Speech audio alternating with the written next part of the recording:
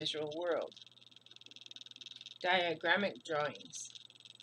These type of drawings are usually instructional, for example, a map, etc. When someone needs direction, we will draw them a very crude map that gives them an idea of where to go. Diagrammic drawings have also been used in different cultures to enable us to read and understand religious or philosophical meanings. The aspects of that culture.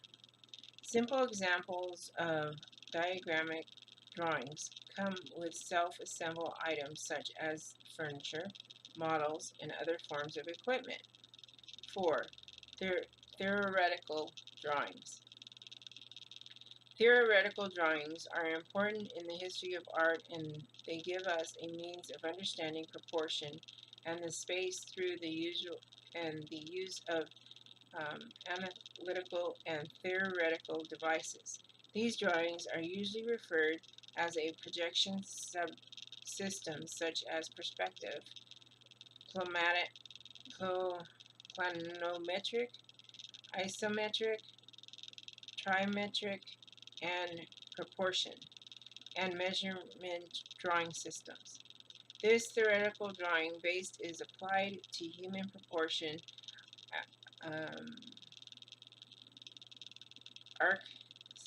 architectural plans, and drawings from nature.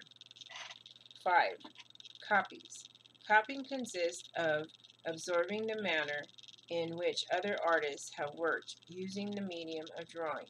This is the following chapter in this book. Copying is used extensively. It breaks down and assists our understanding of the drawing process. It is used to aid us in our learning and to understand more fully the language of drawing. 6. Drawing from nature. All artists draw nature, whether it be direct transcription or a drawing that is from memory. Drawings from nature include drawings of still life, drawing of human forms, or drawing from the environment or landscape.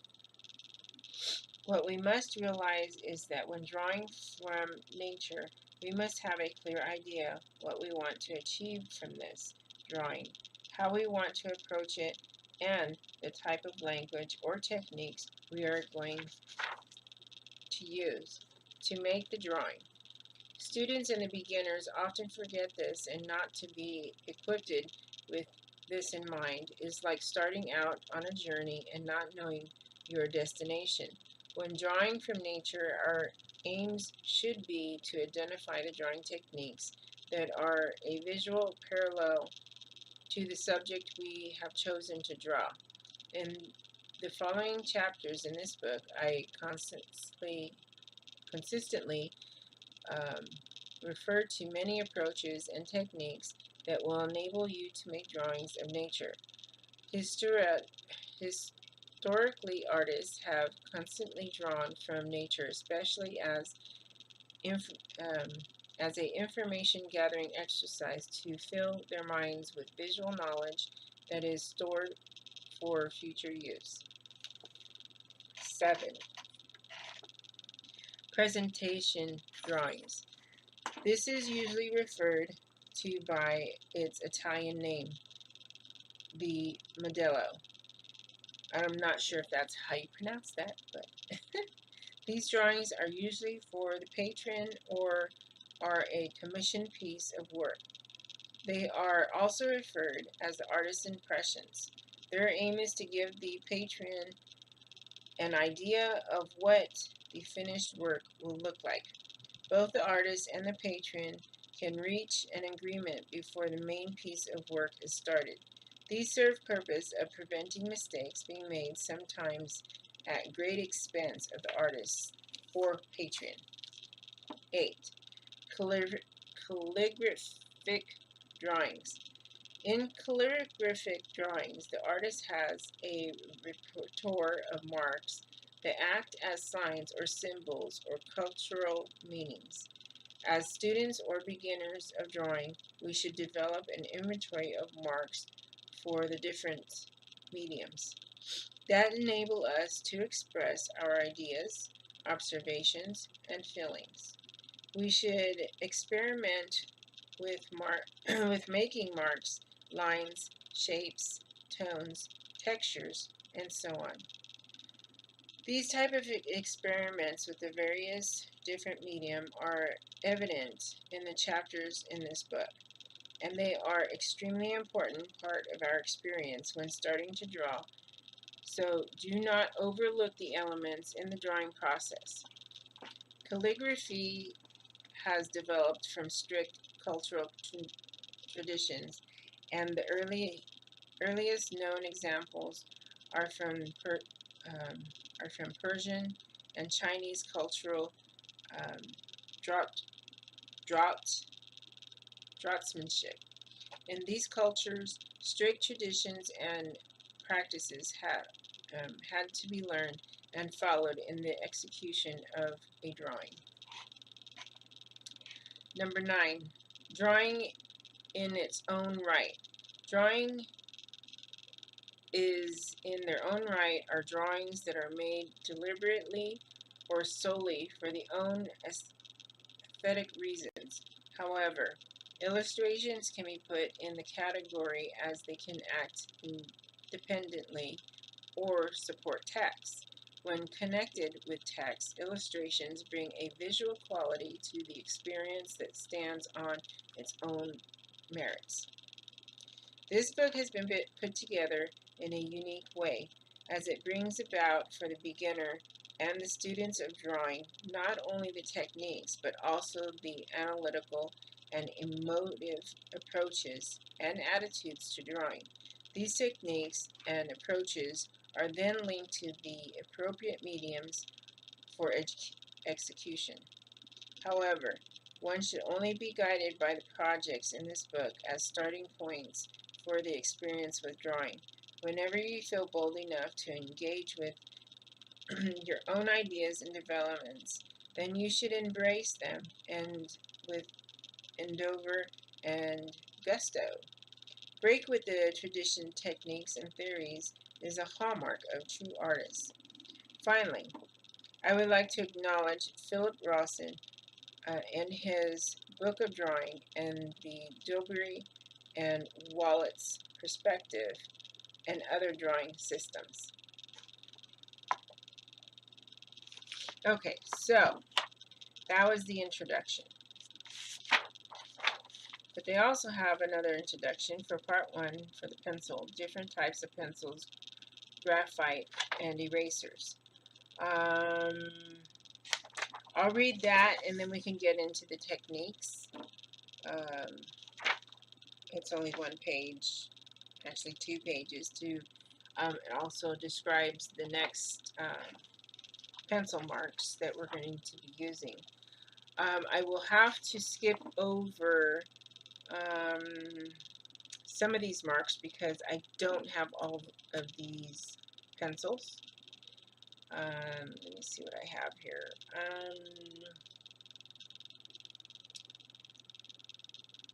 There's, out of all these pencils that I have here, this one, and this one, and that one. So, where is that one at? Oh, that would be here. Okay, but that could be this one. Alright, so I'm going to go ahead and start reading some of this for you. Okay, so we're going to talk about the pencils. So the pencils that I have that we're going to work with is the HB, and this is not in order, 6H, the 2H, the 2B, the 3B, the 4B, the 5B, and the 6B, and I actually have all those. Okay, so, introduction. A pencil is a rod of graphite encased in a soft wood such as cedar, about 6 or 7 inches long and exposed at one end. Of course, we understand that part, right? I just bought actually a 9B without the wood, which is amazing. It's really, really soft lead.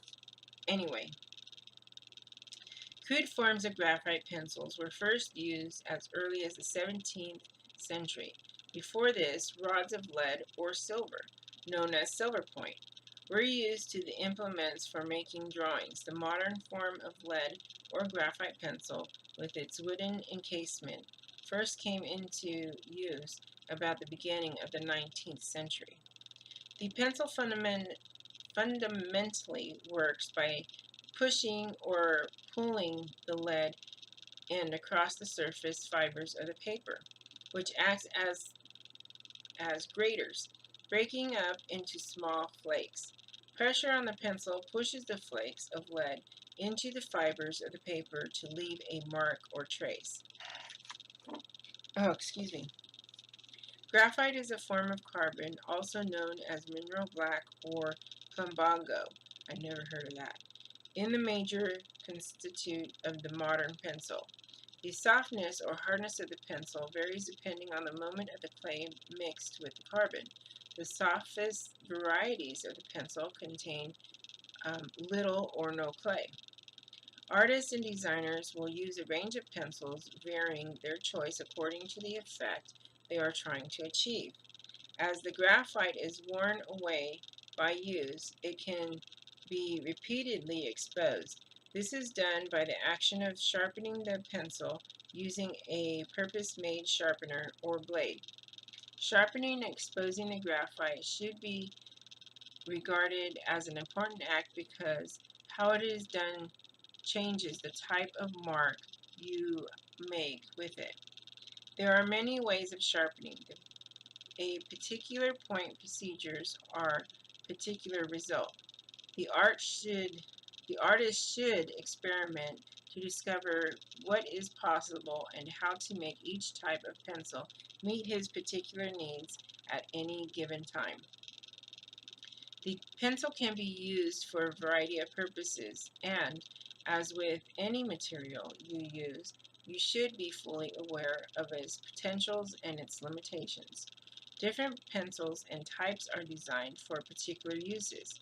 In the ensuing chapter, some of these practices will be revealed with particular relevance to the appropriate pencil or graphite materials. The marks shown over the following few pages give some idea of wide range of mark making possible. Thank you, Mia Lilies, for hosting. I appreciate that. Let's see, where was I? I lost my spot. Ah! When you have looked at them, take each of the pencils in turn and see what marks you can make. Apart from being very stimulating and a way of opening your mind to new possibilities with your drawing, you will find it increases your feel for the pencil itself. As artists, what we feel through the materials we use has the effect on what we produce. The familiarity with those materials is vital to good outcome. How are you? Okay, so now I'm going to go ahead and put my other layout here. Okay, so now we're going to start working on some of these. How are you, May Lilies? So I'm going to read this portion here, and then I'm going to work on techniques. I'm just starting a new book here that I picked up at a used bookstore, and it helps with techniques of drawing different things. I'm doing great. I'm doing great. Thank you. So I'm going to read this other page, and then we can get on with that. I already have my papers all ready to go, so I'm all set up. Okay, so for hard pencils, I'm going to hold this up so I can read it. Hard pencil marks have very little variation and range of mark making. They only usually vary through the line of progression. Tone is usually made from a buildup of crosshatch effects. Hard pencils are denoted by the letter H. As with soft pencils, they come in a range of comprising HB, H, 2H, 3H, 4-H,